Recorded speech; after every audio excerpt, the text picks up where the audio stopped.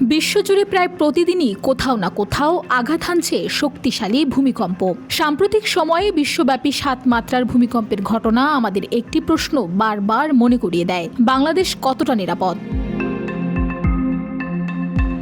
১৭ August নরসিংদীর শিবপুরে ৩.০ মাত্রার একটি মৃদু ভূমিকম্প অনুভূত হয়। ছোট এই কম্পনটি হয়তো বড় কোনো ক্ষতি করেনি, কিন্তু এটি আমাদের জন্য একটি বড় সতর্কবার্তা। ভূতাত্ত্বিক অবস্থান অনুসারে বাংলাদেশ ইন্ডিয়ান, ইউরেশিয়ান এবং বার্মিজ এই ৩টি অতি সক্রিয় টেকটনিক প্লেটের সংযোগস্থল অবস্থিত। ব্যাকট্রল, জার্মার ভাইরাসের অ্যারেস্ট ওয়ারেন্ট। দেশের ভেতরে মধুপুর ফ্লট এবং উত্তরে ডাউকি ফ্লটের মতো বেশ কয়েকটি বিপজ্জনক বাচ্চুতে অবস্থান করছে।